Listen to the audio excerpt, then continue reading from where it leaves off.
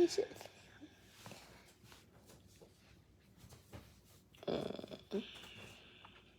I look hideous. I look hideous. Hideous,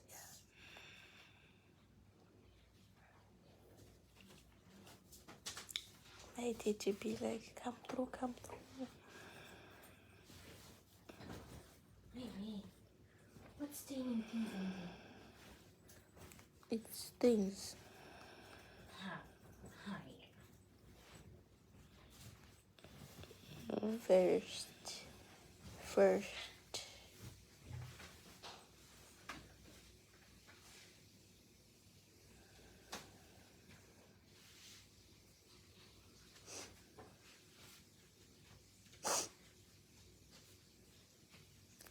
Nazimura has kutaura. I'm in charge, so don't bother saying I'm in charge.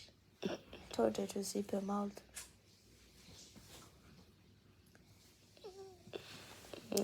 Good morning, everyone.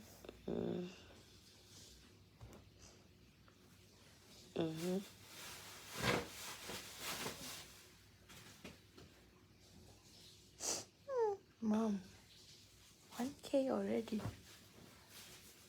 I think I'll go to the I'm sorry.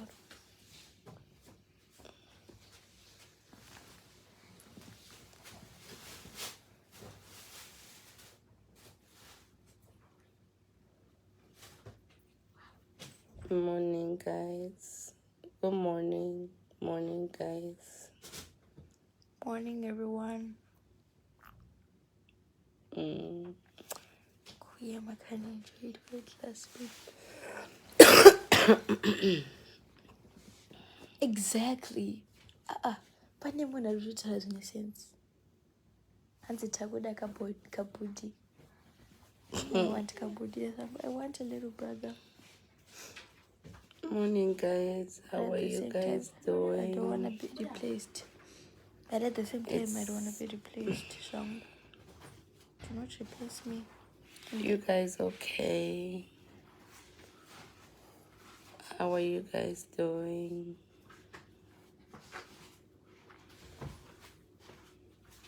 How is your Sunday? Today is a Sunday. Yeah. Huh? Sunday. How is the Sunday going, guys?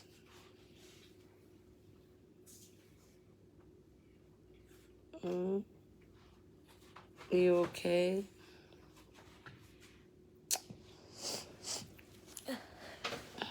Andinangu zvandambofambira zvakawanda just to tell you kuti guys, don't forget to pray, and as you are praying, don't forget to pray for me. Put me in your prayers. And me too. Don't forget me, please. You want them to pray for you? Don't forget, guys, to put me in your prayers. I haven't been feeling well from the past weeks. I haven't been feeling okay. You know when... Listen. Hi, Happiness. She really wanted me to greet her. Okay. I haven't been feeling too good, so... when you pray, don't forget to put me in your prayers as well. Zvakanaka izvozvo. Kungondinamatirawo kundisa pamberi paMwari, kungondisawo mumaoko aMwari, ngoti Mwari bataiwo namai bataiwo amaititi. Zvakakosha izvozvo. I haven't been myself lately. I've been unwell. But you know, I always come and laugh, and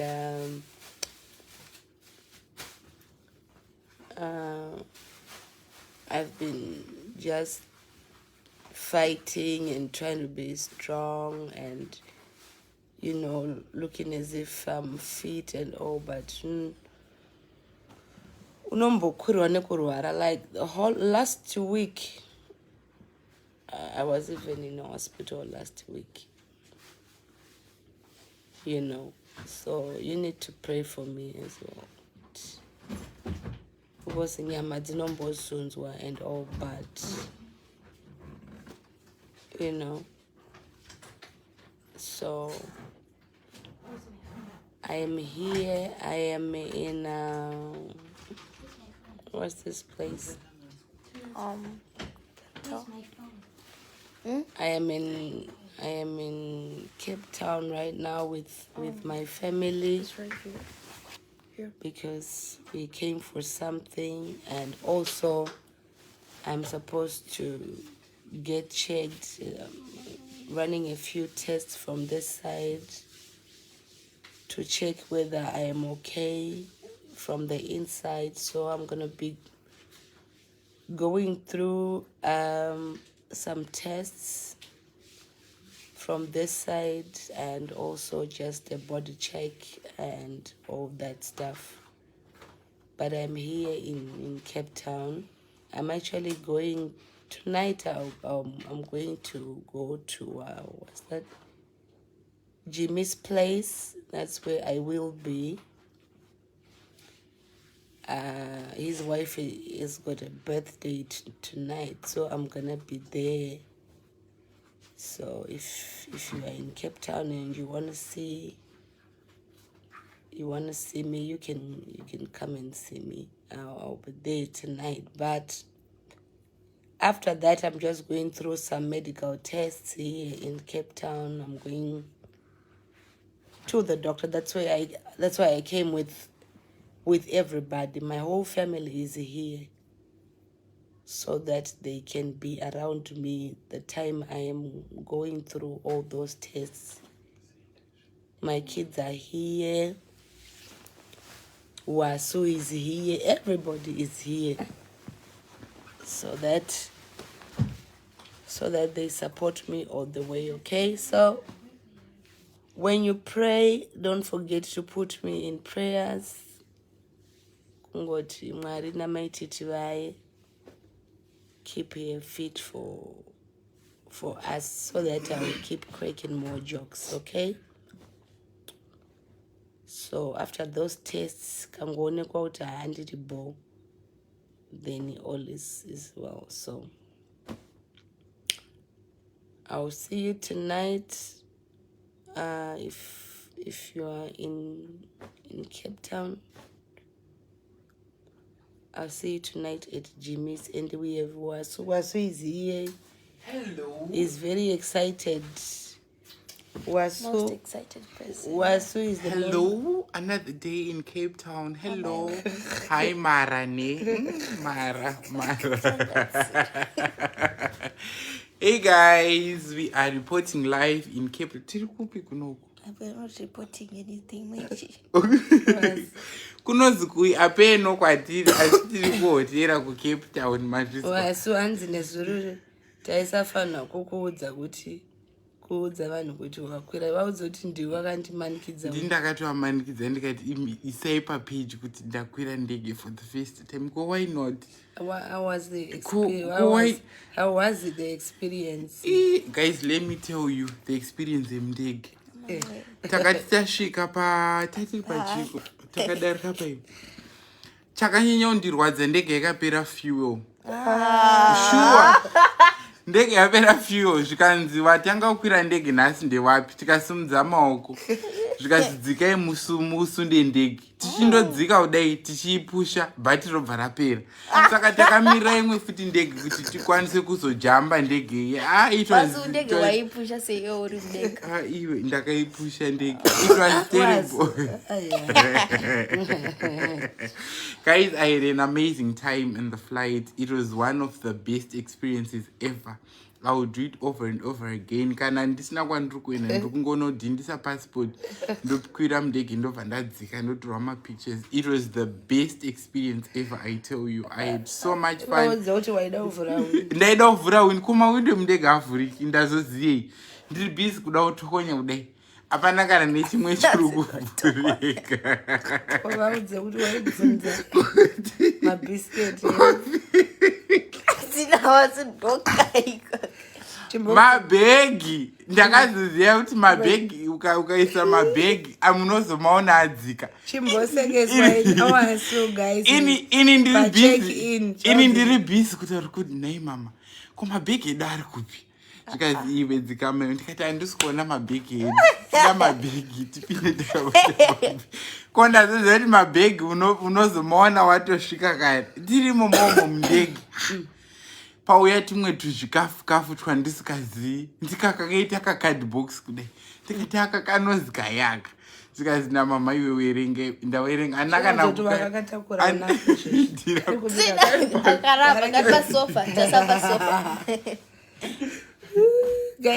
waswidrama akatakura chikafu chemundege hanzi ndoda kuzonoratidza vanhu kumusha.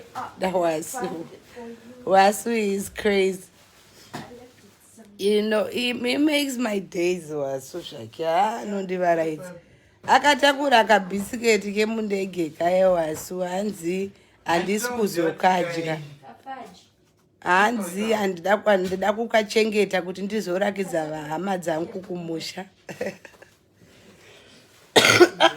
Wasu idrama chaiyo. Akatakura chikafu chemundege tasvika pachekini hanzi nawasu. Pachekini yemundege paya ko mabhegi atorwa aiswa muchigomba ichi hanzi mabhegi awira muchigomba nawasu. Mr. Maposa, how are you? Mr. Maposa, I see in comment section, Mr. Maposa. Mr. Maposa is supposed to come and be with me in the hospital. Mr. Maposta is supposed to be right there by next to my bed. Wasu akanetsera bhegi nezuro hanzi bhegi raenda kupi.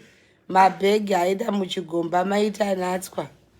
Achideidzera mundege muya ndoda kuvhura window ndideidzere kuti community ndikati window harivhurike kani naiwasu.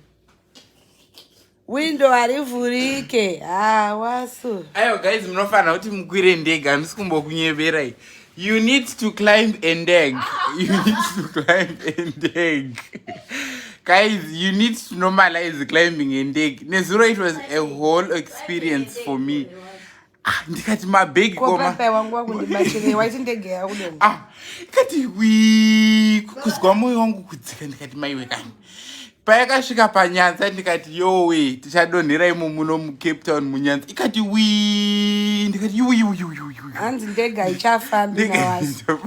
Hanzi ndege yakuda kudonhera munyanza. Ndikati munyanza yeiwo wasu. Nyanza yacho yaakanga hanzi ndege haisi kufamba. Achifamba achindidzipa kudai so. Hanzi ndege iri kuti guchu. Wasu anopenga chete. Guys munofana kunomaliza kukwira ndege mazvizwa. But it was a beautiful experience. I want to thank my mom. I had so much fun. Ndege nandiri pa-airport kudai ndikati hatisviki dei tashikwira kuiona ite dende kudai. Ndikati tiri kupinda imomo here. Kwauchipinda imomo muya. Kwakugara mundege muya. Ndofunga takagara about 15 minutes. Pani twanhu turi kutaura chingezi. We are about to board. 111 airplane mode. Ndikati andakana nechimwe chandandichizwa. Pfungwa dzangu dzadzindori Cape Town ipo. Ndakamwa mahatisiki makoko. Ndichindosumudza maoko tumangezi twakazvimba makumbo nekufamba zuro. Tikazoya zvimweni. Apeno zvazvizviku zvatakaya mundege fika. Hanzi rice nechicken. Hanzi chicken meal. Twakadai turi 5 Easter jaira mukondo wesadza kudai. Wasu aingoodha. Akangona uyu air hostess achipfuura usimudza ruoko. And excuse me teacher. And excuse me teacher, I want a coke. I want a coke. Vedu we wasuka wasu izi.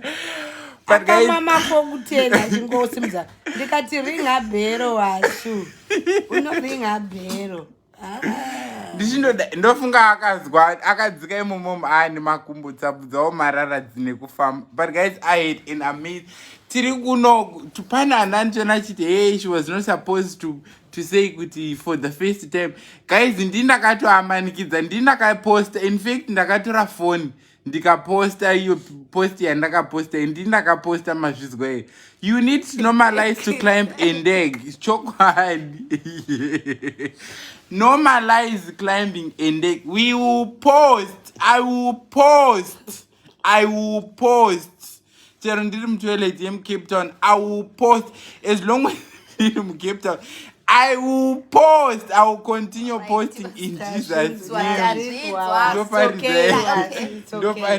It's okay. Can I go deeper?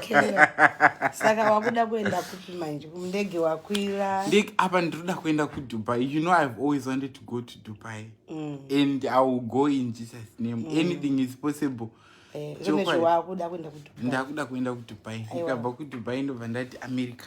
At least passport takakuitorera wakuenda kuDubai. Dubai ndiko kwauda kugara. kuDubai but apa ndaumenda kurufu nematambudziko kaTracy Braxton ndatidaidzwa kuti ndiite MC kokoko but nawe kuti ndiri kuno kuCape Town I can't go, but I want to say condolences. Contributions to the Braxton families. It's condolences. Condolences to the Braxton family. And this Ziba in the country.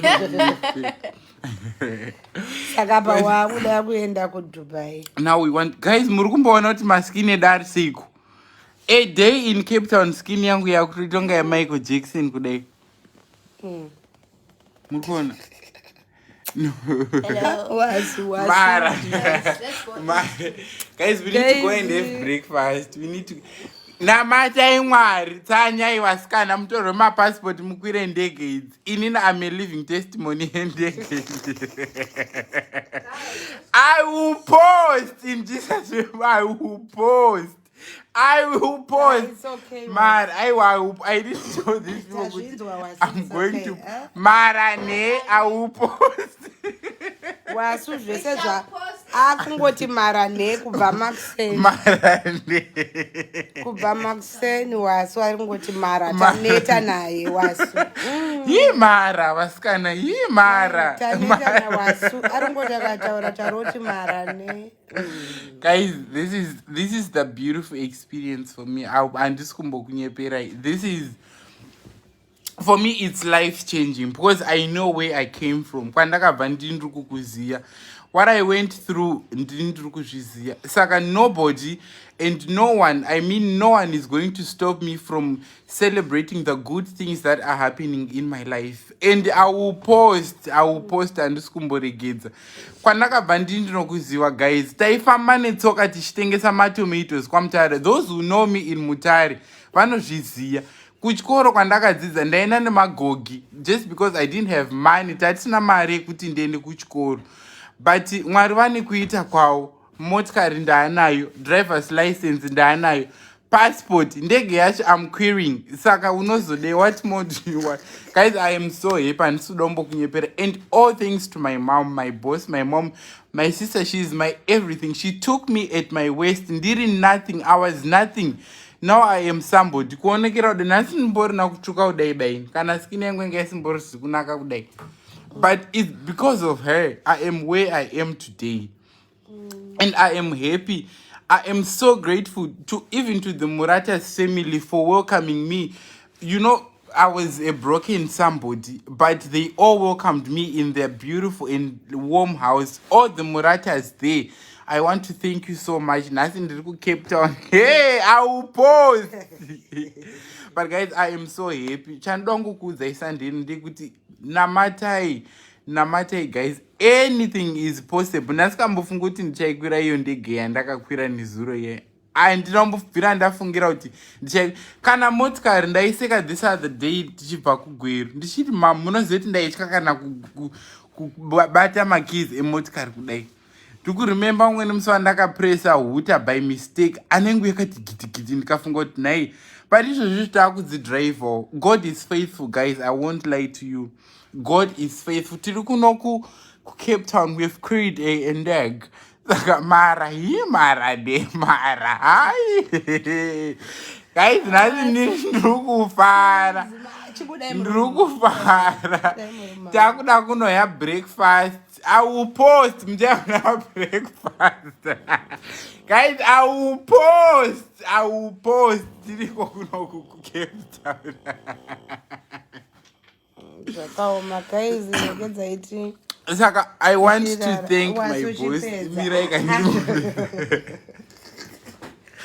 I want to thank Amaiti. Tiwasikana mukandionero maita nhasi kwamuzi waudze kuti hanzi ndinotenda zvakanyanyisa nekundikwidza ndege. Musadaidzisa baba munozovataurira kuseri. Muti hazina wasu.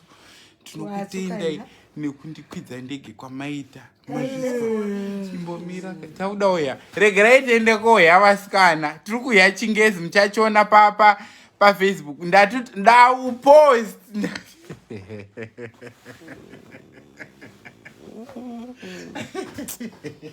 Guys, okay, isisuka gedza iti muke zvedu muve neSunday yakanaka. Like I said, don't forget to put me in your prayers. When you pray, don't forget to put me in your prayers as well. Satan anomboda kurwisa munozwa kuti panoitika chakanaka, or when something big is about to happen, Satan anongouya achingoda kungorwisa from nowhere, ngoda kutongorwisa utoshiya kuti zviri kumbofamba sei, but Mwari anotirwira, anotiitira zvakanaka.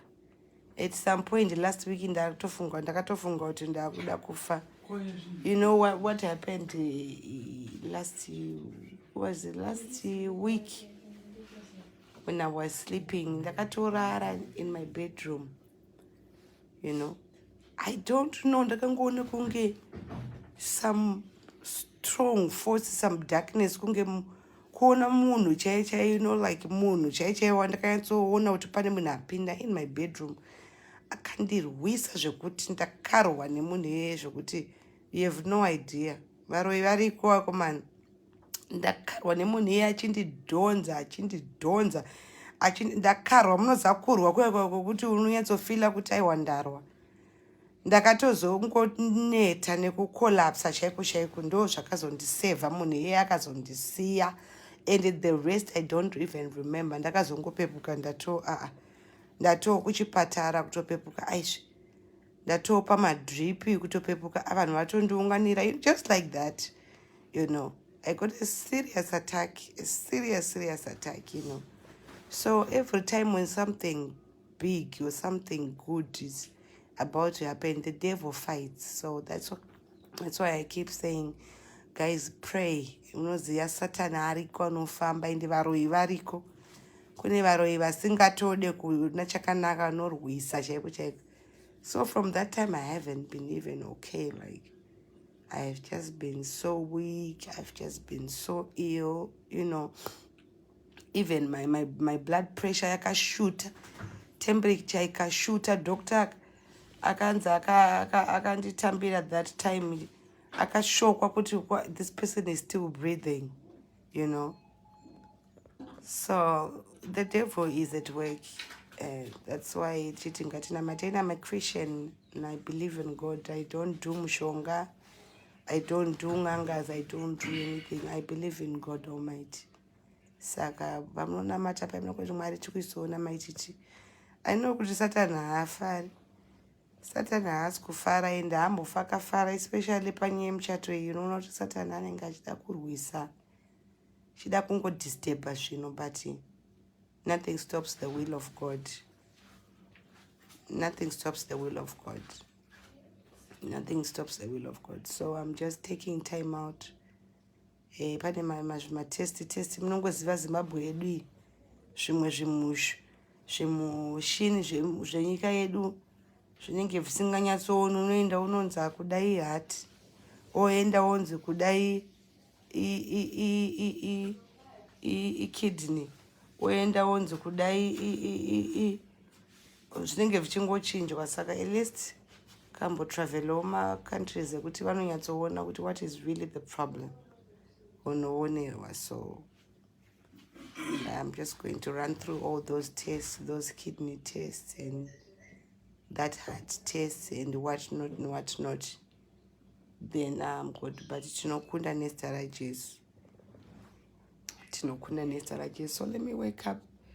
That's why my family is here. They just want to stand by me, by my side.